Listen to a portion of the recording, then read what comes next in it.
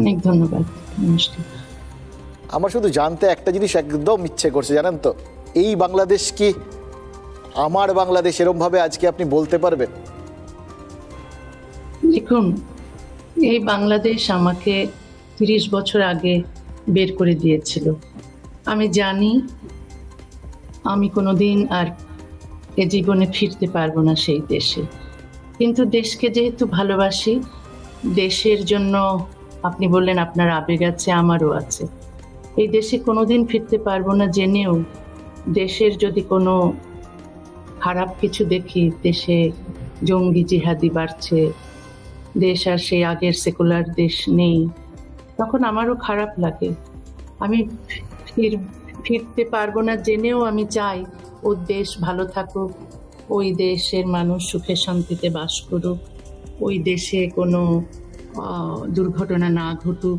এখন যা ঘটছে তা যেন খুব শীঘ্রই এর সমাধান হয়ে যায়। এত সব সমস্যা, এগুলোর সমাধান যেন হয়, সেটাই আমি চাই। দেশকে ভালোবাসি বলেই চাই। কিন্তু এত যে সরকার ছিল দেশে, এবং বিশেষ করে এখন, এরা কেউই দেশকে ভালোবাসে বলে মনে হয় না। দেশকে ভালোবাসলে দেশের এত ক্ষতি করতে পারতো না।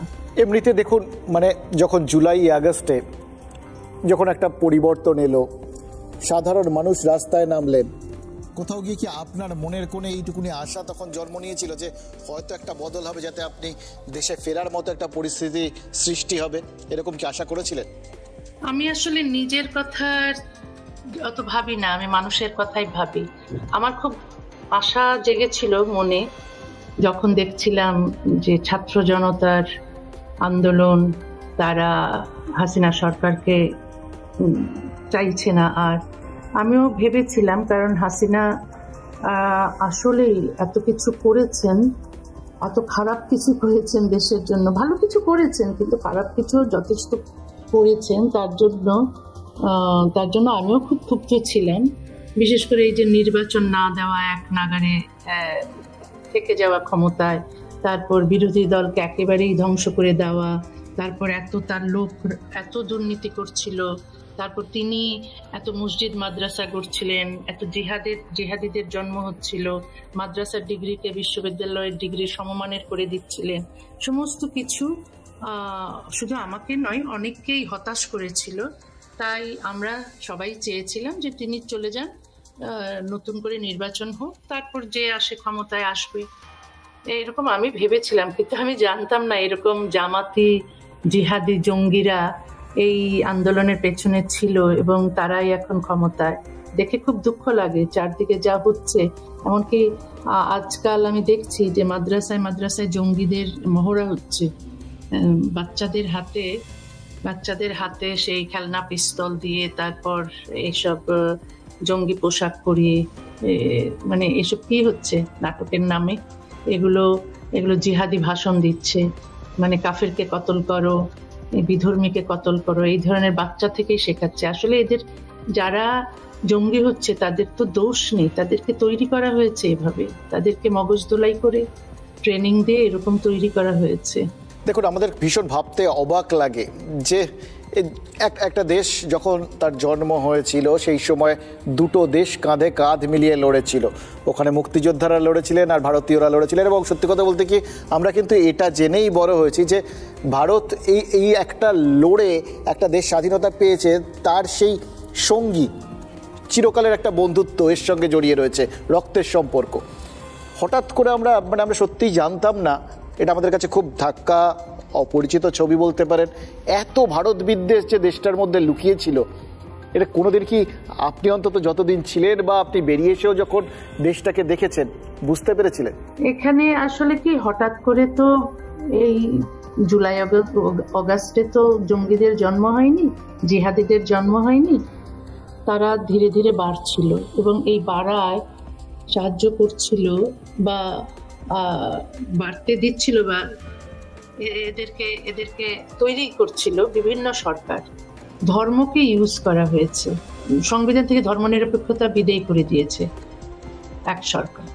তারপর রাষ্ট্রধর্ম ইসলাম ঢোকানো হয়েছে, মসজিদের দরকার নেই তারপরও মসজিদ করা হয়েছে, মাদ্রাসার দরকার নেই তারপর তারপর লক্ষ লক্ষ মাদ্রাসা করা হয়েছে। তো মাদ্রাসা মসজিদে কি শিক্ষা দেওয়া হয়? বিশেষ করে মাদ্রাসা, কওমি মাদ্রাসাগুলো, এখানে জিহাদি হওয়ার শিক্ষা দেওয়া হয়। এবং এগুলো তৈরি করেছে বিভিন্ন সরকার, সেই জিয়াউর রহমান, এরশাদ, খালেদা জিয়া, সবাই, এবং হাসিনা সবচেয়ে বেশি করেছে। যদিও হাসিনাকে আপনারা জানেন যে সে দেশদ্রোহীদের ফাঁসি দিয়েছিল, সুতরাং সে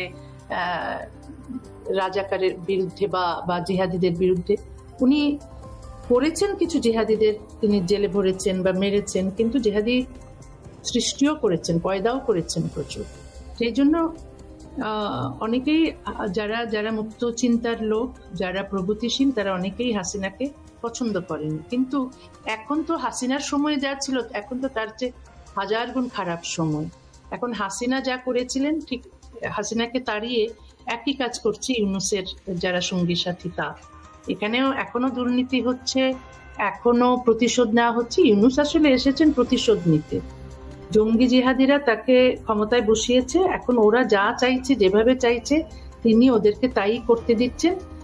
এর ফলে তার প্রতিশোধ নেওয়া হচ্ছে। তিনি হাসিনার ওপর প্রতিশোধ নিচ্ছেন, আর কিছু নয়। আর ইতিহাসের কি অদ্ভুত পরিহাস, মানে আজকে আপনাকে যে জন্য দেশের বাইরে থাকতে হয়েছে, একই কারণে শেখ হাসিনাকেও আজকে ভারতে থাকতে হচ্ছে। আমাকে তো খালেদা জিয়া যেমন বের করে দিয়েছিলেন, হাসিনাও বের করে দিয়েছিলেন। হাসিনাও আমার বই নিষিদ্ধ করেছেন, কোনো কারণ ছিল না। আমার মেয়েবেলা বইটা বেশ ভালো রিভিউ পেয়েছে, অনেকগুলো পুরস্কার পেয়েছে, কিন্তু ওই বইটাকে তিনি ব্যান করেছিলেন। খালেদা জিয়া অনেকগুলো বই ব্যান করেছেন, তবে আমার বিরুদ্ধে জিহাদিরা মিছিল করেছে, মিটিং করেছে এবং ফাঁসির দাবি জানিয়েছে এবং ফতোয়া দিয়েছে। হ্যাঁ হ্যাঁ, ঠিকই বলেছেন। ওরাই তো হাসিনার বিরুদ্ধে ছিল, শুধু ওরাই না, অন্যান্য জনসাধারণও ছিল যারা মিছিল করেছে, যারা হাসিনার পদত্যাগ চেয়েছে। তবে এই একই যে হাসিনা আমাকে রক্ষা করেননি এবং আমাকে নিজেই তিনি আমার বিরুদ্ধে,